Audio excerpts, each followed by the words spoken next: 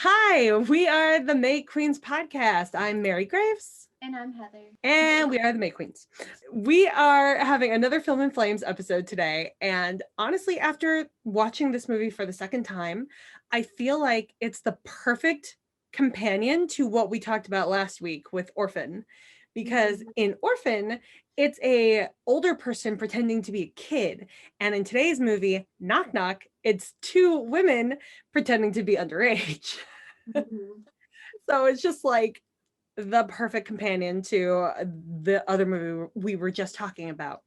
Now, this was your choice of movie. So why did you choose Knock Knock for today? I just love Eli Roth, and I know it's a movie that is not very liked by many people. I feel like that maybe they haven't watched it all the way through and only saw it to a certain part and then made up their mind about it, because I feel like it does have a good message in the end. And I feel like the characters, Belle and Genesis, you would expect someone to be like that, to be like a psychopath or something, or not have many layers to them, just be like this one generalized characteristic of being a psychopath. And they're actually, they have a lot of layers. And they kind of, throughout their story, they kind of reveal a little bit of some of what you can probably guess has happened to them. And it's just a good story, I think, to tell that like even the best people have their bad days and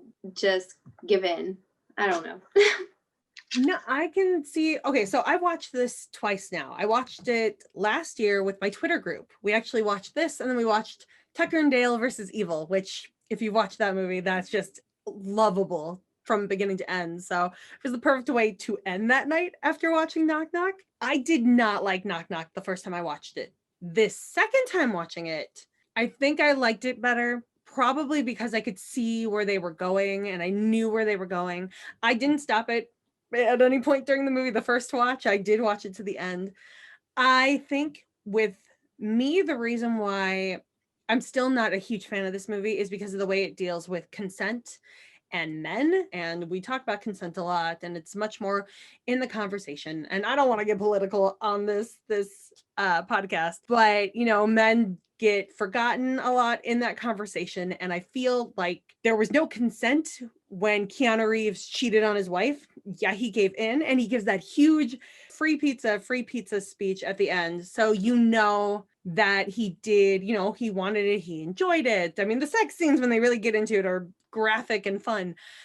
But in the beginning, he's not consenting. He's very much trying to get these two women out, and they force this on him. And it's like, I know the message is supposed to be about the 1% in the end. When you watch the whole movie, it's about, he's got money, he's got power, he thinks he's got power to get away with whatever he wants, but he didn't think about his family when he was inside these women, as they say, and he wasn't thinking about his kids and his dog even. But it's like, you two women aren't innocent either in this, and I feel like they don't get consequences. Mm-hmm. However, there are some things that we'll go over that makes me want to still see a sequel to this, because I think if we see a sequel to this, we'll know more about their motivations, who Ronnie is that's in charge of what they're doing, because the name that gets dropped and we don't know who Ronnie is. And maybe they'll even get a comeuppance when they mess with like the wrong person or something. I would like to see, I feel like I need a conclusion to what happened. Keanu's story is probably over with, but their story, I feel like, just began. Yeah. So let's dive into it. We start off with this movie on Father's Day of all days. Oh my God, this goes back to my conversation with Orphan too, because she's calling her adopted dad Daddy, and she's trying to have sex with Daddy. And these two girls on Father's Day are trying to have sex with a daddy, and they keep calling him Daddy. But we'll get there. So it's Father's Day. And again, like Orphan, you have a couple where the sex isn't quite in the marriage. I mean, they're sexually attracted to each other, but the wife is a famous or somewhat famous sculpturer, person who makes sculptures. And she has her own show she's preparing for, and she's making a ton of art, and she has a catalog come in. She's obviously very much into her career, but she's still a mom. She's planning this day at the beach with her kids. And Keanu Reeves has to stay behind and work on his architecture business. So I'm guessing his business is what makes the most money out of the family, because architecture, I mean, you can make a lot of money making sculptures and selling them, but an architecture person, I think that's like money off the bat. And their house looks like it was designed probably by him. But you see at the very beginning that she's trying to, get intimate with him. He's trying to get intimate with her. The kids interrupt. He tries to get the kids to go away with the monster game and comes back to try to continue. And she's like, I gotta get up and I gotta go work on my sculpture stuff. And this is what I liked about Keanu Reeves' character. This is another thing. Eli Roth is really good at one, picking an actor like Keanu Reeves, who people are gonna love. And then also you make the people really love his character at the beginning. He's like, I don't want to have a fight. He doesn't push to have a fight. He actually tries to de-escalate, like the things you're supposed to do in a marriage. But he doesn't get his sex. He gets cake, but he doesn't get his sex.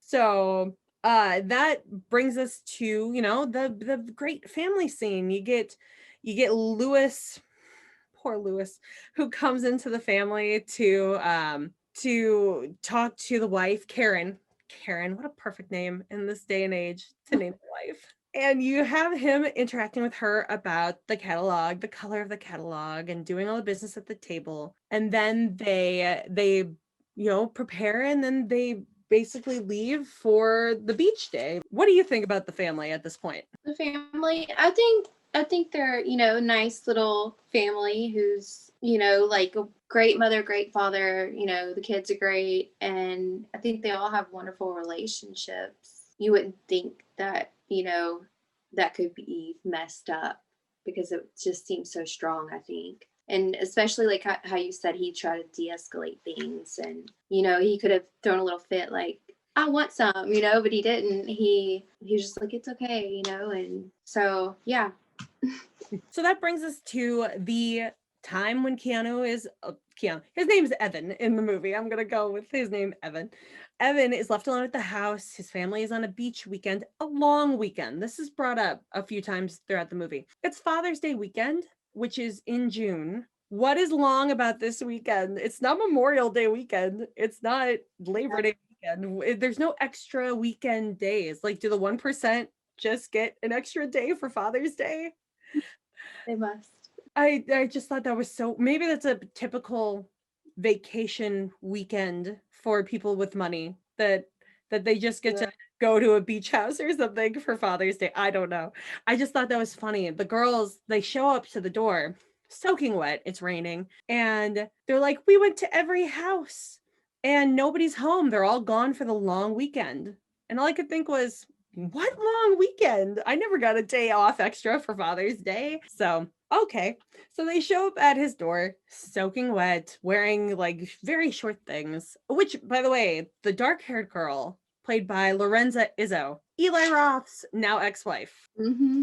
And I believe the divorce was finalized in 2019. This movie came out in 2015. This is what I was looking up right before we got on here. And they got married in 2014. And they met on the set of Green Inferno. So I wanted to know if Knock Knock, the things that she represents in this movie, the way that her character acts, I wanted to know if there was some truth in her acting that would have broken them up. That's what I wondered too. But I did notice that, how it says that they met on the set of Green Inferno? Yeah, that they were in a film together in 2012 called Aftershock. So it's like, how did they just not have, I haven't seen it.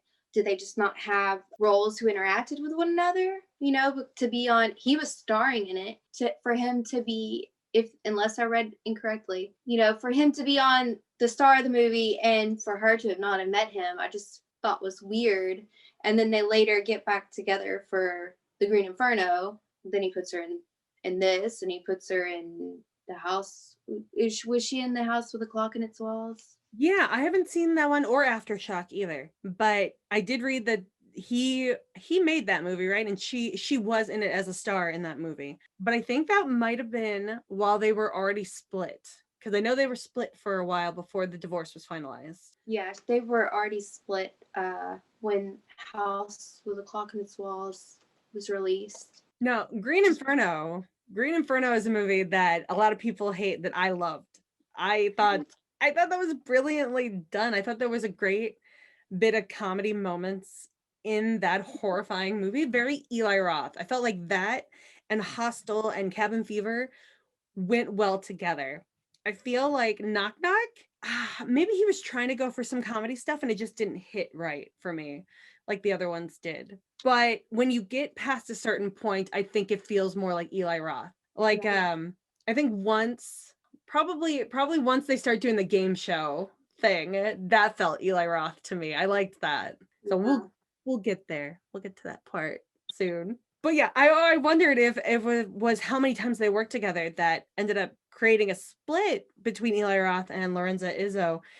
But they were together for a few years after Knock Knock, and I think they still work together through the split.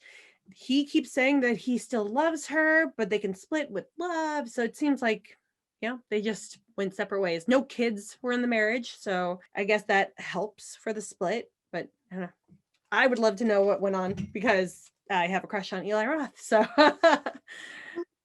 wouldn't hurt to know. Like, which one is the real psycho in the relationship? I think it says a lot about him that he still, enjoys working with her and speaks highly of her. I think that's just such a great thing to know about him, And he does, I feel like especially in this movie, he was trying to send a message, about women who have been, victims of abuse or traumatizing experiences, and that's what I believe he said that he was going for with that, was in developing their characters to show that they had been through something, and that's why that they are the characters that they are, and that they're doing and pushing this game show and just testing on different families. I think that he has a lot of respect for women, and I just I really like that about him.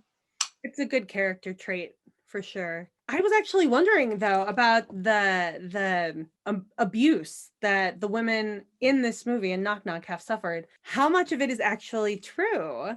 I mean, when you really get heated into it, and we'll dive more into it soon, but the one girl's talking about, her own dad doing stuff to her. Was that truth coming out, or was she just trying to really freak out Evan while she was on top of him? Now that actually was non-consensual, threatening to call his wife and stuff. That I think was done very well in terms of, a legitimate rape scene and not just a guy giving into his pleasure with the shower scene. But I wanted to I feel like it wasn't explained well enough to know whether or not she was just being psychotic to freak him out, or if she actually had been through that trauma. I think that's what a sequel to this movie would give us. We'd get to know more of the layers that are there. I feel like the way that she talked in that conversation, she goes, I remember when mommy brought you home. So to me, that felt like maybe she was either saying or trying to portray that her mom had gotten a new boyfriend and had taken on the father role, and she liked to call him daddy, and from there. And because later in the movie she's like, why did you do that to me? Why don't you want to fuck me, daddy, after all those years? And then she's like, fuck me like your little girl, and then fuck me like you fucked mommy. And it's just like, whoa. You know what else she says too? She says, I had to do that to mommy. What did she do to her mom? Did she kill her own mom too because of the potential stepdaddy that was doing stuff to her?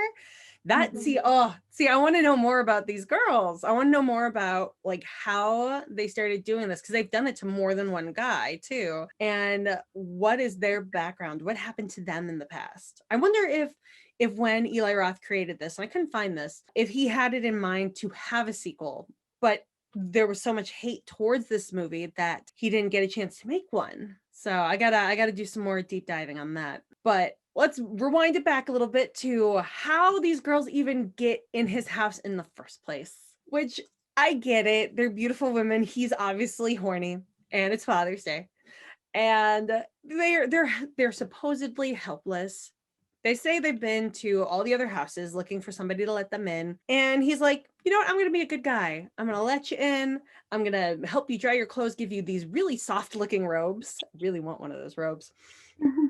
And then I'm going to call you an Uber. And he, like, this is where they really push the good guy-ness in Evan's character, because he not only does actually call the Uber, but he's checking his phone like every 10 minutes or so to see where is this Uber. These women are heavily coming on to him. Mm-hmm. And they're just like, I want to be used to having threesomes so that when I'm in a relationship, I can keep my man so he doesn't cheat and leave, because I wouldn't have sex with other people. And they make up the lie that they're stewardesses, because of course that's an easy fantasy. And they're just going all in. Oh my God. Here's where I think Eli Roth really just digs his keys into your side, making you like and feel for Evan before the whole shit show starts happening. You talk about his DJ life, and he's one of those guys who had a dream to be a DJ. He got to travel to be a DJ, but then he fell in love. I'm guessing he got his wife pregnant before they were married, and he had to give up his DJing, and he became an architect, which amazing job too. And you probably make more money being an architect than a DJ, unless you're a super famous DJ. But his love was in the music. He still has the turntable board. He's got all the vinyl records. And you see him when he puts on a record and he sees Belle, the Belle character, dancing. And he starts putting on a second record and he DJs it together. I don't know what the terms are for DJing. That's just what I'm going to call it. And you see him with the headphones on and he's really into it. It's not that he necessarily is into her sex appeal in that moment.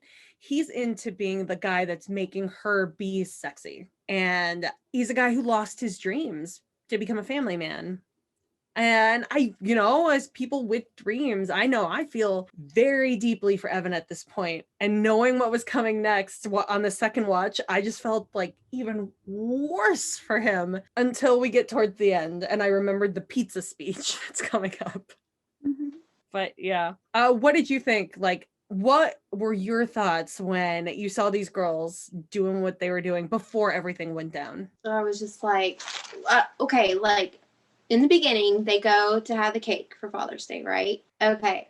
Lewis comes in. Evan tells Lewis, I'd offer you a hand, but all I can lift is this coffee cup or this cup of coffee, whatever. And to which Karen replies, well, something along the lines of, if you weren't so busy entertaining 25-year-olds in the batting cage, then this wouldn't happen. And then he says something and she goes, yeah, I'm sure they were 25 and young and helpless. And then the daughter Lisa says, yeah, young and helpless. Like, they all chimed in, And so I'm like, okay, so this is some kind of issue that she has had concerns with, or insecurity, and thought that maybe he was too nice and was trying to let him know, like, hey, you're too nice, you're going to get taken advantage of, the wrong thing's going to happen. And I just feel like, he did have good intentions, but his wife, and I feel like Eli tries to make a point too in showing that, women have a lot of power with their sexuality. They can convince you to do a lot of stuff, and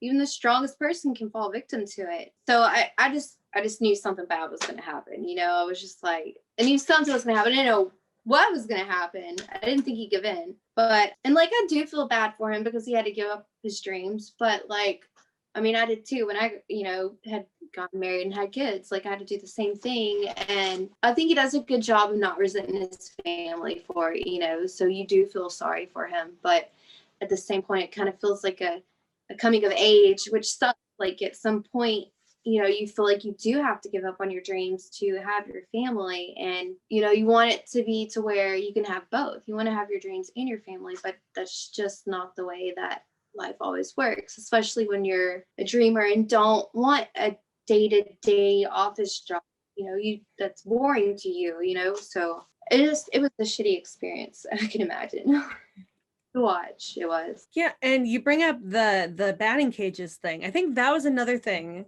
that I missed the first time I watched this movie. But to me, instead of it him being, really, too nice and taken advantage of, although that's a fantastic point that I surprised I didn't think about that. I thought of it as that, oh, well, maybe he has a habit of kind of cheating on his wife and she picks up on this. Like maybe this nice guy thing is a mask that he has because he got caught at some point that we don't know about, or he almost did something and he got caught.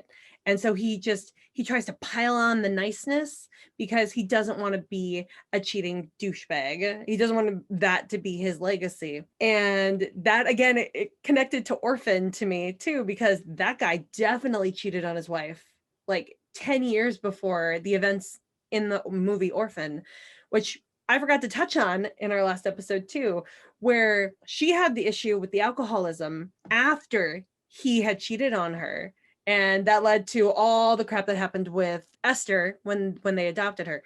But I felt like that's another great tie-in with this movie where it has to deal with another husband who can't be 100% faithful to his wife. I think that made it easier to digest what happens to Evan later on, because I'm like, okay, well, he's a little sleazy. We don't know how sleazy, but there is a sleaze element there. So yeah, I completely forgot about that baseball part. I was trying to like figure out when he was talking about they asked him how old he was, and he said he was 43, right? And that he had gotten married when they were 30, when he was 30, and they had been together 14 years. He hadn't been with anyone else. So if he's telling the truth, then by that timeline it works. But I was like trying to like catch a little like mess up in that time, and I couldn't. So I can tell you that at least when filming, that Keanu Reeves was actually 49, and I assumed he was close to 50 in real life too, as well as his character. But yeah, I couldn't catch the numbers too. I know his wife is younger than him. His movie wife? Yeah, his movie wife. The character, at least. I think he said he was 29 and she was 20 something. I can't remember how much younger, but I think it was close to 21. Well, if he was 29, then he did cheat on her like within the first year. There you go. Because that would, I think, wait, if he was 29 and he's 43 now and he hadn't been with anyone in 14 years, or maybe that adds up right. Really close. Gotta bring the calculators. I'm gonna quit with my theory.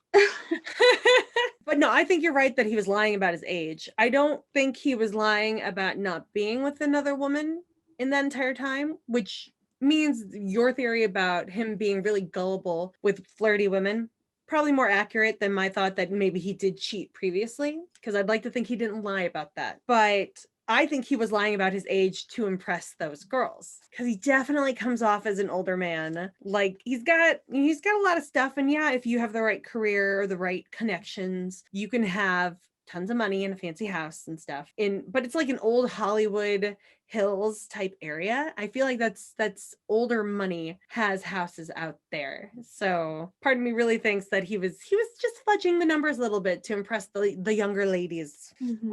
Let's talk about Monkey the dog, because I'm very happy that this is one of those movies. If you are like me and you're an animal lover, the dog survives to the end.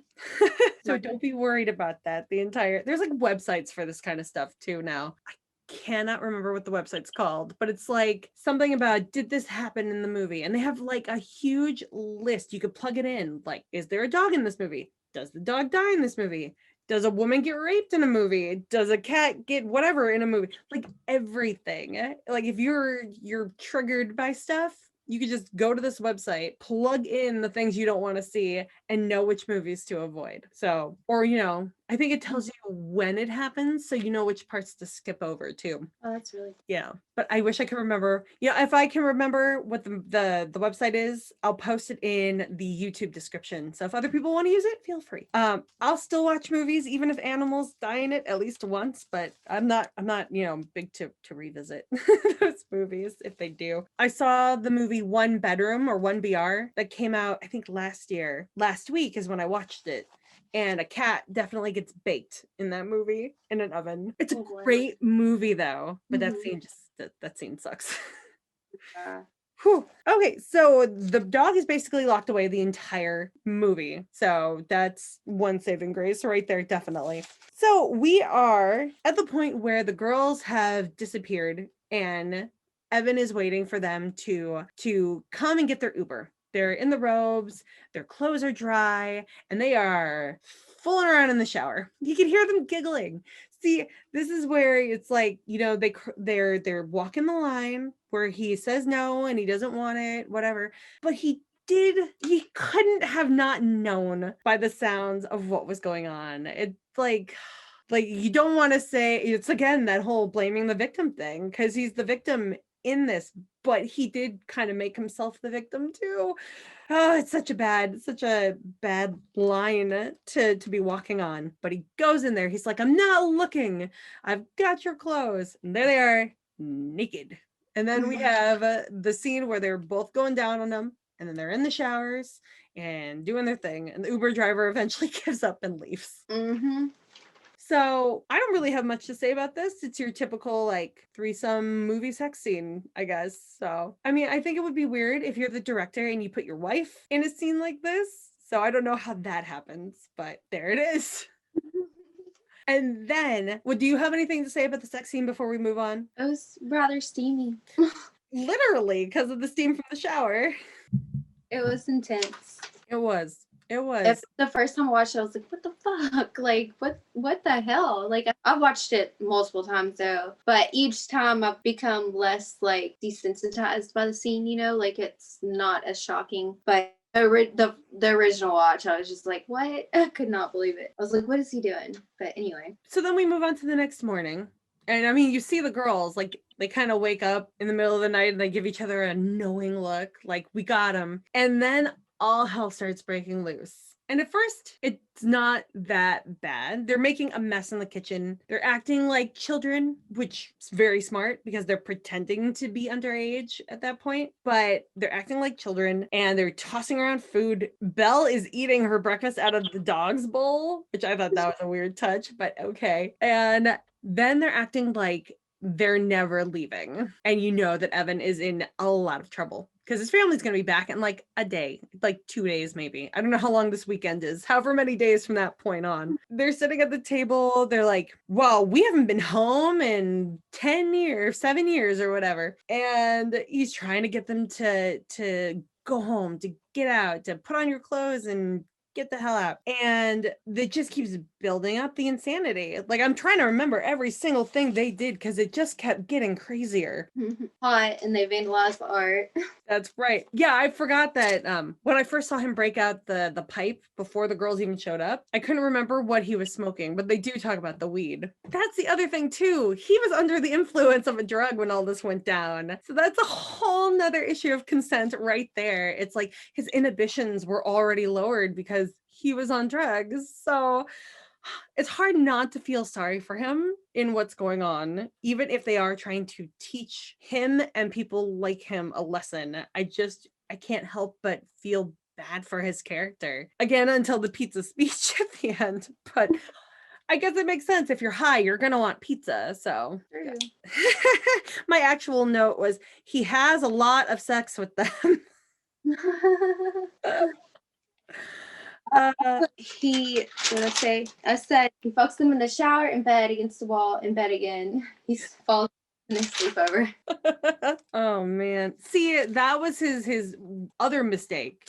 If you have women over just to have sex, you don't let them stay the night. Isn't that the joke that people make about prostitutes? You pay them to leave. So, and he does try to pay them at one point, and they're like, we're not hookers or we're not whores or something. He does call them whores a lot too. There's whore shaming in this, which makes his character a little bit more of an asshole. And it's like, oh, maybe he does deserve what's coming to him after all.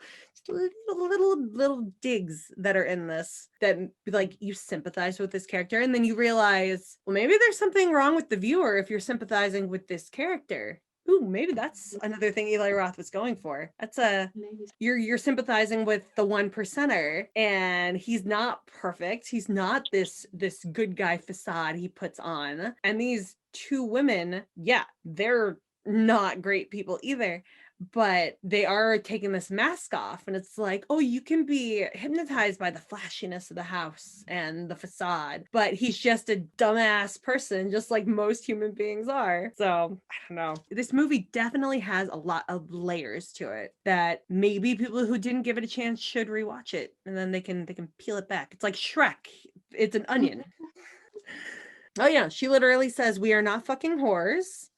Which I wrote the note, yeah, you kind of are. Because, sorry, if you're having sex with a ton of men like this, just you own it. Whore doesn't have to be a bad word. But, oh, the masseuse shows up. Oh, God. Yeah. We have Vivian, the poor masseuse, who, I should have looked up who she was because she looked familiar. I'm almost certain I've seen her in stuff before. But she shows up because her wife scheduled a massage for his bad shoulder. That's the other thing. It's like he gets into all these physical altercations with the women, and you think he'd be able to get rid of two girls, but he's injured to begin with. So it's like, oh, well, of course he wasn't able to defend himself or push them away. He has a bad shoulder to begin with. So there's that. But she will not take the hint that he doesn't want her, Vivian, the masseuse, in the house, or massage therapist, I guess is the appropriate term. I think Genesis, I gotta remember their names are so interesting. Belle with one L and Genesis.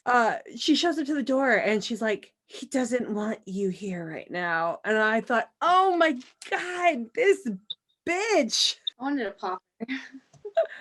Totally unnecessary. Like, he was getting rid of her, and I know the whole point was to expose him. Well, but we don't know that at that point. We just think that they're there to take advantage of a rich guy. We don't really know the whole scheme until closer to the end of the movie. But she shows up at the door, she's holding him and hugging him, and he's just like angrily, like, you couldn't come up with a lie. I mean, you had to be like, go inside. You couldn't be like, oh God, at that point, I probably would have asked for help from this woman. Like, we know what happens to Lewis later on in the movie, and we'll get there, but I don't think they were outright like gonna murder innocent workers, bystanders that come to the door. But maybe they would. We don't really know. I feel like another sequel we get to see like how many people have died in their little game that they're playing to make a point. But Vivian goes away and she's very sad. But there's one person right there that can go to his wife and be like, your husband was cheating on you. There was some hoochie at the door when I answered. Also, a person that can identify them. Like, by the end of this movie, it's not just the cheating husband who will be found tied up and in the dirt when the family comes home. So I feel like he's gonna have a pretty decent backup story for the video that gets posted on Facebook. Like, I get their point, but I feel like they're still gonna get in a lot of trouble if they ever get caught. And they have witnesses that are out there. But so Vivian goes away and he's back to dealing with them. I can't remember if he knows yet or if they told him yet that they're underage. Oh, okay. No, because when he comes back in, he says he's going to call the cop. And that is when they go, oh, okay, well, 15 gets you 20 because they're 15 years old and they lied about being stewardesses, which that part was definitely a lie. But the age thing, they're submitting that as truth, and that's why it's so hard to tell what they're doing, what they're saying to him, what is truth and what is just being used to manipulate him and to mess with him and to scare him. So I don't know, like the sex scene that follows where they have him tied up, like how much of what they were saying is truth or what is an act. It's very hard to like pin these two girls down, which is again why we need maybe a prequel. We need a prequel movie, not a sequel. Well, at the end, Genesis says, wish me happy birthday, I'm 21 today, or I'm turning 21. And then Belle says something like, oh my gosh, when I turned 18, I was so something or another, to let him know that they are both of age and were fucking with him. So I feel like they do, like you said, it's hard to figure out what's being manipulated and used as a false truth. But I feel like they always end up saying, okay, well, that's not true. But, still, like, what is the truth? True. Maybe they would have revealed, like, if it wasn't true, they would have revealed that it wasn't true. So maybe, or maybe they didn't have enough time to get to it too. You know, Yeah. it's like, I don't know. They're fascinating characters. Like, I hated them the first time I watched this movie, but second watch, it's like, I want to know where these people are coming from so much more. Like, I feel like we get a good idea as to who Evan is by the end of this movie, but we still don't know like the girls that much and why they're on this mission. Like, and they're attacking a specific type of people too. So what is the background? Like, yeah, I think a prequel to Knock Knock, and instead of a sequel, and they can call it Who's There. I like they bring in the knock knock joke at the end too, which they didn't even need to do because they knocked at the door. Well, they probably rang the doorbell, not knocked, but still they were at the door. That's enough of a alluding to a knock knock joke, I guess. But okay. Oh yeah, he does almost kill Genesis too at one point, even though he has the bad shoulder. But you see him push her up against the wall by her neck, and you see Belle behind him with one of the sculptures, the shorter sculptures. Like she's gonna bash his head in if he doesn't drop her. But it's all part of the game because she could have done it anyways if she was really threatened. And they're just trying to little by little push him over the edge to reveal, as they call it, there's Evan. There's the real Evan. Oh, they were drawing on the sculpture at one point, penises and stuff.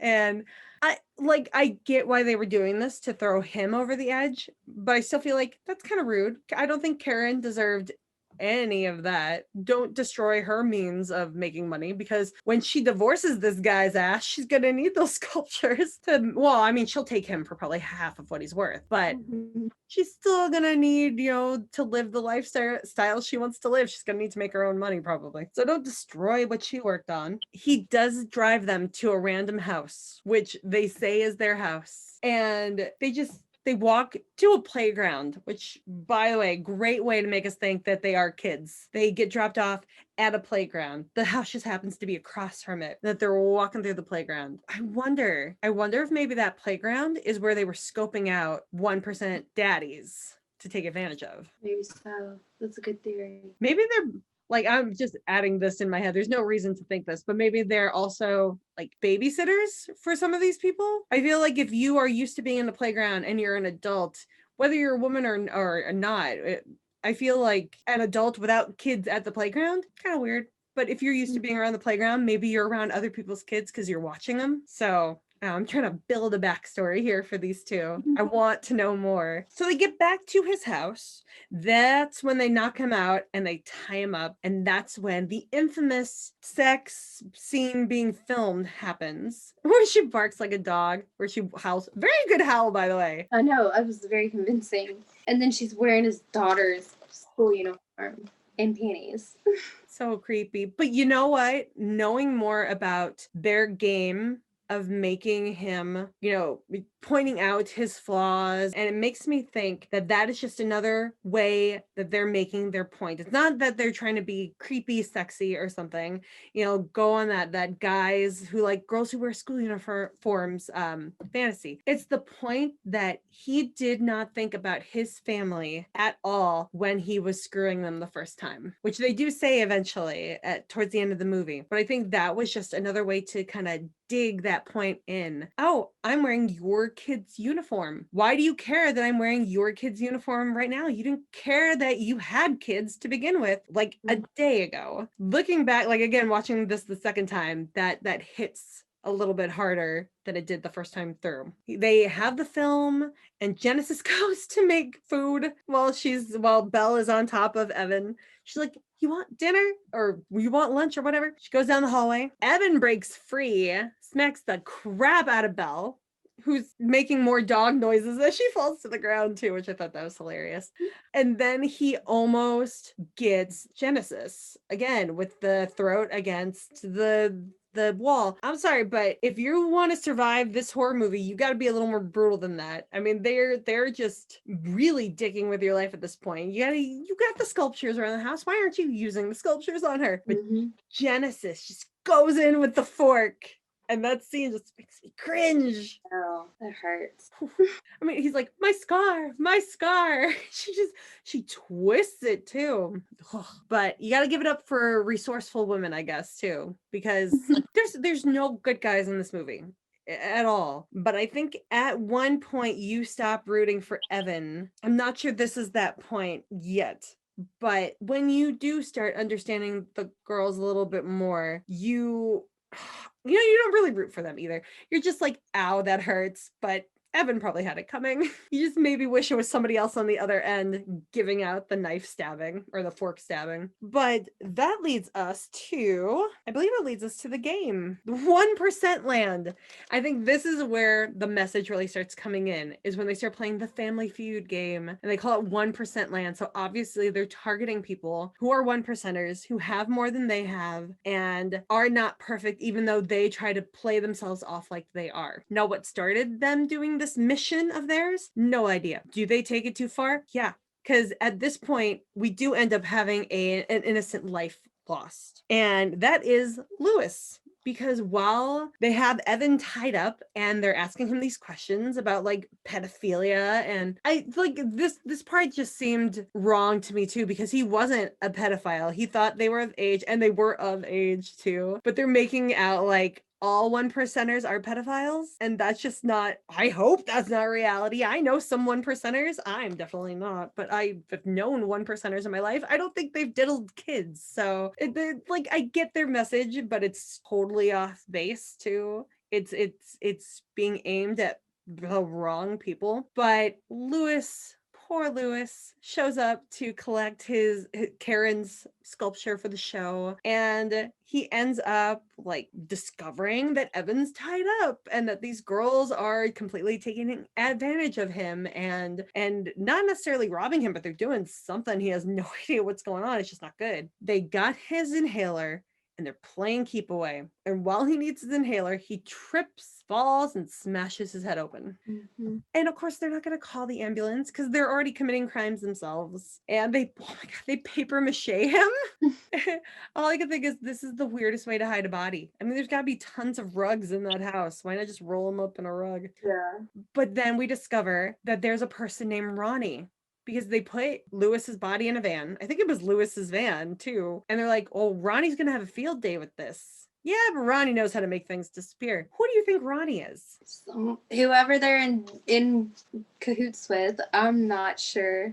Do you think that Ronnie is a girl or a guy? Because that's a name that could go either way. That's a good question. I would think that it would be a girl because they are just not fans of men. Like when the woman shows up, they let her leave, but when the man Lewis shows up, he's done, you know. So I feel like you're right that it would be Ronnie as a girl. I didn't even think about that. Like I honestly wasn't sure whether or not Ronnie was a girl or a guy. For some reason, my automatic thought was guy, because a guy would be the leader, and that's totally antiquated thinking, and I need to work on that myself. But Ronnie is usually a nickname for Veronica, not for Ron or Ronald. So yeah, it probably is a woman. And you're right, they do let Vivian go and they keep Lewis there to get rid of him. Because they take it overboard with their hate for men and their disdain for what they do. And I just don't see them really working well with other men, let alone being the one who disposes of the bodies, trusting them at all in any way. I feel like it's probably some other woman who's just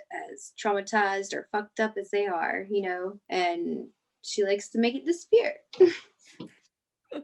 So yeah, see, that's another reason why we need a prequel or a sequel to this movie, because we need to know who Ronnie is.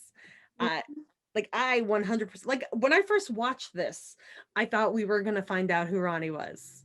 And then it never came up again. And that was a little disappointing, because I wasn't sure that I wanted to ever watch this movie again, or that I would care about there being prequels or sequels. But seeing it again and seeing the layers a little more clearly, yeah, I definitely want to know. I want to know who Ronnie is. I want to know how this all got started. But yeah, so the body is paper mache. Poor Lewis. I mean, and he was such a good guy too. He was good to the kids in the morning. He's a helpful assistant, I guess, to the wife.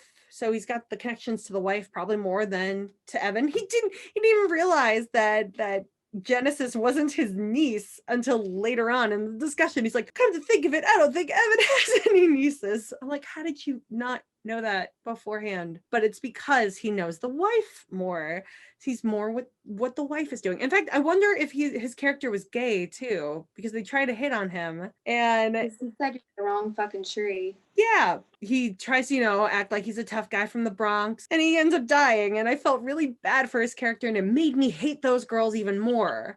And I still hate them for doing that, but I still feel like in the end, you just hate Evan just enough that you're okay that they got away at this point, but not in this point in the movie. So Lewis is dead. Poor Lewis. And we get to the end of the Family Feud 1% land game, which the question is, what is the perfect punishment for a pedophile? And Keanu should have just answered prison. Like, that would have been the easiest one to do, because it's not like they could send you to prison unless they call the cops. And if they call the cops, then, they're going to show up and they're going to be in trouble, because they'll find out the truth. I mean, he doesn't know that they're not underage yet, and that he didn't commit pedophilia, but it's like they've done so much. There's a dead body there that they would get in way more trouble than he would, and then the truth would be discovered anyway. So it's like, Evan, just say prison. One, save your hearing, because they had the headphones on him and they kept turning the volume up, and I could feel that in my soul. But it's like, just say prison and getting raped over and over again in prison. The other one, I can't remember what I know one of them was death, and I can't remember what the other one was. Oh, castration. Yeah. They could castrate you right there on the spot. Don't say that. And death, they could do that to you too. Just say prison. It's the easiest answer, even if you got it wrong. You never know what's going to happen. I was thinking they were going to castrate him the first time I watched it, because I just thought that would be one hell of a way to punish, but yuck. But yeah, it's like, you don't want to answer the other two. Just answer the one that's the easiest one to answer. And whatever they decide happens afterwards, you at least fought for it instead of just giving up. But in the end, they just say the answer is death. They don't even raise the volume on him, on the headphones.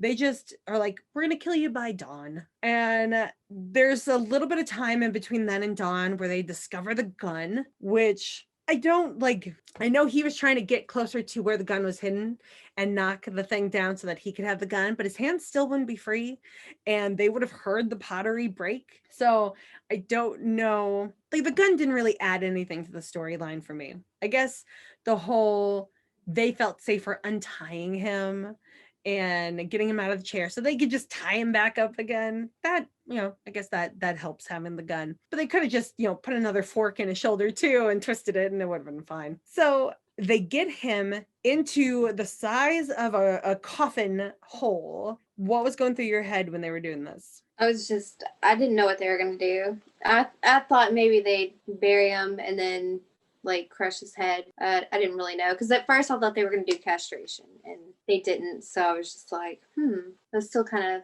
wondering. Okay. Yeah, I thought they were just going to bury him alive, because the hole was big enough that they could just lie him on his back and then just bury him completely, which I guess would defeat the purpose, though, of ruining his life for him, which ultimately they do. But then they stand him up and they just bury him up to his head. I got some very big Creep Show vibes from that, because in the first Creep Show you have the couple being buried in the sand separate from each other. Then you have the crabs coming up. I was waiting for crabs to show up, and then I remembered, this is not by the ocean. There will be no crabs unless they exchange crabs during the sex. There will be no crabs.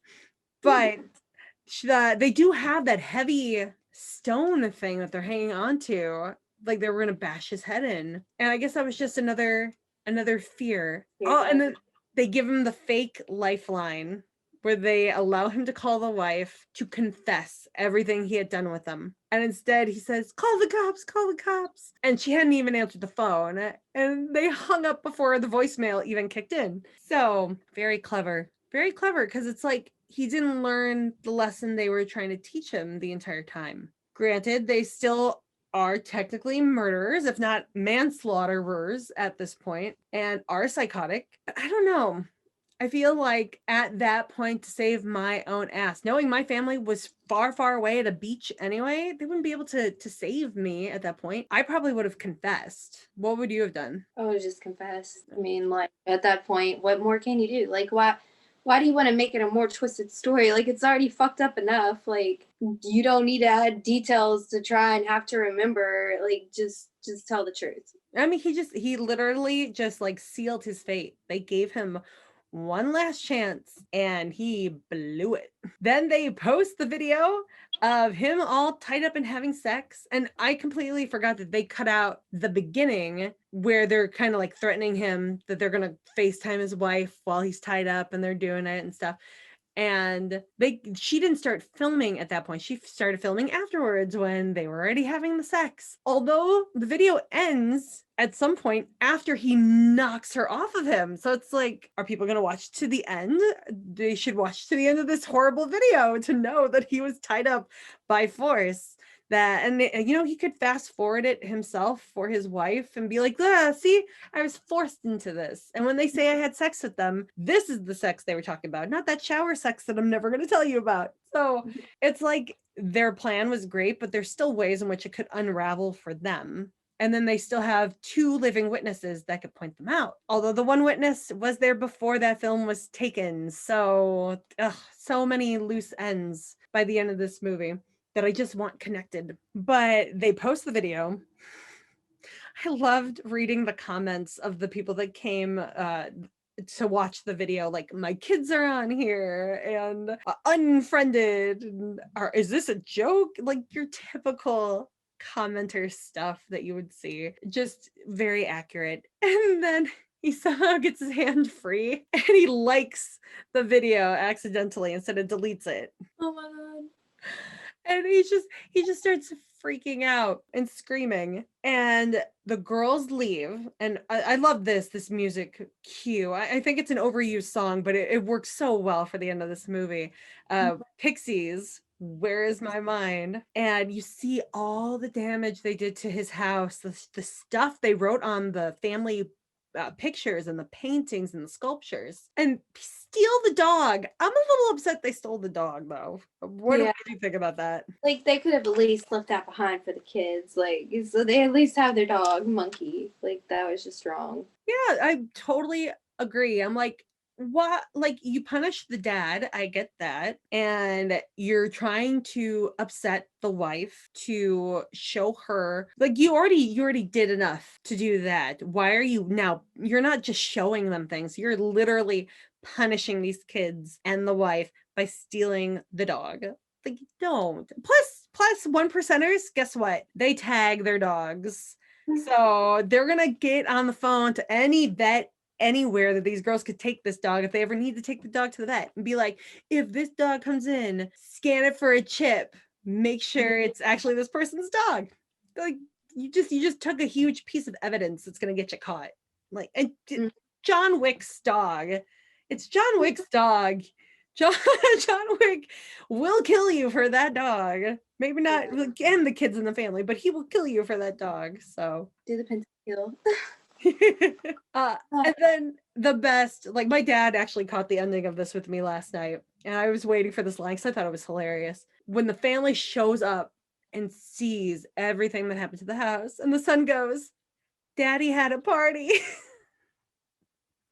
Oh, that was funny too. That was an Eli Roth moment right there. Absolutely. I wanted to, because that was one of the things I noticed, and the other thing that I noticed was in the beginning, Karen's like saying something about him getting a haircut, and then whenever they leave, the son says, "Daddy, get a haircut." And I'm like, wow, they're really pushing this haircut. And then the girls start talking about the haircut, and then they cut his hair with the strainer or the colander, whatever you want to call it. And I was just like, what was the significance with the hair? Like, why was that such a, the mom mentioned it, the son mentioned it, Belle and Genesis mentioned it. So I was just wondering what that was. But I thought that the ending was well executed with the party line for sure. I think the hair, them talking about it, I knew when stuff was going to go down that he was going to lose that hair some way, one way or another. And then that was going to be, I think it's an ego thing for him.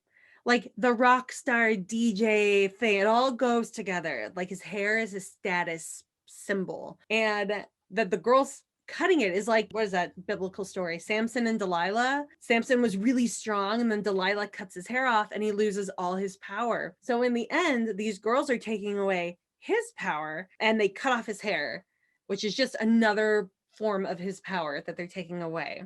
So it's, to me, that was an obvious thing that was going to happen, but I still love the fact that they included it, that Eli Roth included it in a modern day movie. I liked him better with the longer hair. So the bowl cut, it was a bowl cut that they gave him. It was so bad.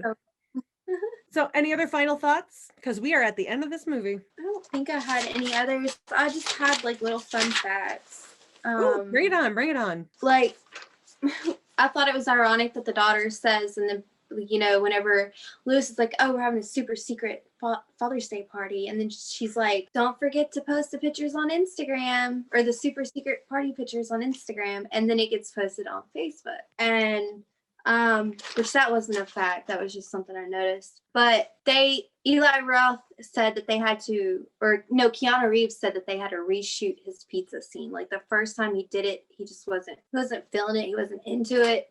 And then when he got, I guess at some point he felt like he had it right, and so he went back to Eli Roth and was like, we need to reshoot this. So they did. So I just kind of like wondered what his pizza talk was like before, because I mean, he did a great job. So I was like, you know, just eager about that. And then the inspiration from the film was from Peter Trainor's 1977 exploitation movie Death Game, which was also produced by Colleen Camp. And that might be the one who played Vivian. I'm not sure. But she had a small cameo in this movie. And I was going to check it out before and I forgot. So I wonder if Colleen Camp was. And then I'm going to look up Vivian right now. Okay. He's Eli Roth stated in an interview or an article or something where he points out that the house is shot in glass, and that everywhere there's a reflection. Like everywhere you look, there's a reflection because it's glass. And then he said he liked the idea of the house being the character being used as part of a metaphor for their marriage, because it's a glass house, and he thinks that, you know, he's thinking he's going to be able to hide this stuff, but dude, you live in a glass house, you can't hide that shit. Keanu said he loved playing the victim role. And then the last little thing, the homeowner who they, I guess, rented out the home from to do this movie, she returned on set, like after they had destroyed the backyard and like done all that stuff. And she was like furious, and they were like, do not let her go in. And she went in and ripped through, and they said they had to like the backyard and everything to like fix it and everything. It was because there was so much destruction. And so I just couldn't imagine like seeing my home like that. Oh my gosh, it was quite a mess. You never need to see the process, just let them deal with it and then clean it up afterwards. You'll get to see it on film. That's it. Yeah, that is Vivian. Vivian is played by Colleen Camp, so that's funny. And she was in the movie Sliver, which I mentioned back in our Kevin Bacon movie thing, because Billy Baldwin was in Sliver, who was in Flatliners with Kevin Bacon, and there you go, 6 Degrees. So I probably remember her from that, because she does have a very familiar face, and I don't think I've seen a lot of what she was in. But back to the pizza talk, because I was talking about it earlier, and I didn't get into it at the moment that it happens, which is during the game, the Family Feud game. And they're talking about how death is the only right punishment for a pedophile. And he looks at them and he goes on this huge rant where it ends with, it was free pizza. It was free pizza at my door. Who says no to free pizza? And while I get what he's talking about, it's so dehumanizing for these girls who are human beings. They're psychotic bitches, but they weren't free pizza when it was not. They weren't being psychos. They were humans at that point who hadn't done anything wrong. They were just really flirty. And, you know, if you're on a diet, you have to say no to pizza a lot. And you should probably consider your marriage like a diet where you need to say no to the free pizza. And it's just like him describing them like that, just that's the point where you're like, oh, Evan's an asshole who thinks that women are pizza. Except for, you know, the one that gave him kids. He loves them, but he didn't love them enough not to eat this pizza. That's not pizza. It's human beings. So that's that point. Like the whole buildup, the little bit of things you get leading up to it, where like like Evan's not the perfect human, and then it builds up to this like stereotypical guy thing that it's like you're kind of an ass. You're nothing special, Evan. Now Lewis still didn't deserve to die the way he did. So these girls are still awful, but I'm still curious. Like they also mentioned the monster game that Keanu played with his kids at the beginning of the movie. So they've been watching him. Like, how long were they watching him? How did they know that they were going to get him to break like this at the very end? Because they did a lot to him before they got him to break. And not just the sex part, that part wasn't that hard, but the showing his true like asshole form that took the entire weekend to get him to get there. Like, how did they know? Was it even them? Or was it Ronnie that was doing all the spying and figured everything out? So there's so many unanswered questions by the end of this movie. And now that I've watched it a second time and really like it wasn't a casual watch where I'm tweeting with my friends. This was like in depth, taking notes type of watch. And I'm like, okay, well now I need to know more. So I don't think there's going to be a sequel or a prequel, but if you are listening to this podcast or watching this YouTube video and you have not watched this movie or not given it a chance, go back and watch it. Go back and watch it and, build the numbers and the reputation of this movie. And let's get a sequel made because I think we need one. We need one. Yeah. Especially because I want to know what happens to the dog. That dog better get back to its family. Yeah, we definitely need one. And we need Eli Roth to just come on our show and talk about it. Yes, absolutely. That would be amazing. No kidding. I'd probably about you. I just be staring like this. Like I wouldn't even be able to say anything. I'd just be looking at him the entire time. Like I do when I watch a History of Horror, which I love that series. I've watched, the second season is now on Shudder. I don't think they waited long to put it on Shudder. I haven't rewatched those episodes yet, but I've seen the first season like 20 times.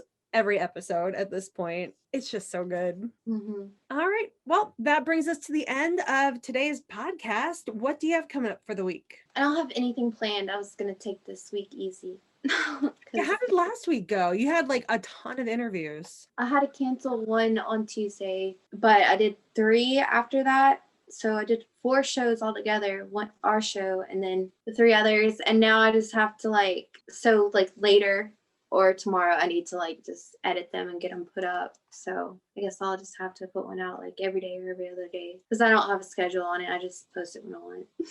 You post it when it's ready. Yeah, I need a schedule, but there's just so much to do. I like that you have a schedule, but I just can't figure out my own. So I can with timing, but on the interviews, but not the putting them out and editing. Other than the May Queens podcast and Terror Tuesdays and the Twitter thing that I do on Thursdays, which is run by somebody else. I just promote it for them for the hell of it. Those are the only things I have that are scheduled. And right now, everything else I'm trying to do, I keep postponing because I want to have everything on a set schedule because I feel like just, a little behind the scenes, they talk about if you're doing stuff on YouTube, if you're doing stuff on social media, you want your audience to have expectations, which is what brings them back to you. So the more consistent you are once you start posting, the more consistently you're going to be able to, build your audience, but also satisfy your audience's needs. Because Monday rolls around and you didn't post what you usually post on Monday, they either start forgetting about you or they start worrying about you, or a combination of both. And you don't want to hurt your relationship with your audience that way. So that's why I'm still kind of on a break from posting. I spent way too much time doing my horror games, which was fun, and I might bring those back at some point. But because of other things that got in the way during the editing process, I didn't get things done on my schedule to get them posted so that I could forget about them and let them post, be scheduled, and then spend the rest of that week doing the new stuff that I've been trying to finish for a month now. So I'm thinking if I take this week and next week off from posting anything except for May Queens and Terror Tuesdays and Twitter, then I can use that time to build everything up so that I'm ahead of schedule, and then I can start posting on schedule. So maybe by Valentine's Day. Oh, happy February. Happy Black History Month. Yay. But I think maybe come Valentine's Day, I can start being on a regular posting schedule on YouTube and on Instagram and my ideas for TikTok and Twitch. I know I'm like reaching out very far, but I love doing these things. And I think if I throw myself into it, I'll be able to actually do it the way I want to because I'm a Virgo and I'm anal like that, I guess. But yeah, so nothing completely new yet. Tarot Tuesdays, by the time this comes out, will have already happened this week. And this week's Tarot Tuesdays episode is going to be the movie Dolly Dearest, which have you heard of this movie before? Okay, because Dolly or Mommy? Dolly. Yes. Yeah, which is about a creepy doll and she's possessed. And I know there's more to it, but I haven't watched this movie since I was a kid. It's on YouTube. So you can find the full thing on YouTube for free. I have my little guessing game out on Instagram right now and nobody's guessed it yet. So I don't know like who else knows about this movie besides me and now you that I know. So it should be an interesting watch, but that'll be this Tarot Tuesdays. And then after this Tarot Tuesdays is my whole new list that I put together that goes through next year. And every movie this year, starting next week, are movies that I've never seen before. I specifically made this list for movies that will be a first watch for me, or something that I may have watched as a kid but have no memory of. So I'm super excited because I'm not even sure where I'm gonna be able to find these movies. I think they're on most streaming services, but I might have to dig for some of them. But yeah, so I think I have a Patreon page. I think we should have a Patreon page at some point, but I think I'm going to do trailer reactions to these movies because I haven't even seen trailers for most of these movies too. And then, when we have a Patreon page, we'll let y'all know and we'll figure out where we're putting on that. But that'll come later. That's more content for later. All right. I don't know how you came up with next week's episode and how you narrowed it down to the 3, but I'm probably all week on that. Well, those are my 3, so you need to come up with your own 3 couples. Yeah, I'm like, I've got to dive into some of my favorite couples and think about it because I know I'm going to end up giving 3 and then later being like, no, you should have done this. And I want to get it good because I feel like you had no problem with yours. Well, I just kind of looked at my DVD collection and I think I remember 2 of my couples. I can't remember what the third one is, but for next week's episode, little teaser, we're going to be talking about our favorite horror movie couples, top 3 for each of us. And yeah, I'm excited. And love will be in the air because this will be the episode that dropped, I believe, right before Valentine's Day. So, or right after, I can't remember. Whatever the 3 days before. Okay. The 12th. So that was very wise. You're just a genius. Thank you. I'm sure I got it from somebody else where they were talking about, well, I don't know, maybe horror villain couples. And I thought I'd just expand that to any couple in a horror movie that we've seen. Because, it doesn't have to be evil people falling in love all the time. It could be good people. But I think I got a mix in my top 3. Yeah, I like your top 3. I'm sure I'll love what you come up with too. So I'm excited to see. Well, thank you. All right. Well, thank you for joining us. We're going to wrap this up and I will talk to you later. All right. Bye, girl. Thanks for listening. Bye.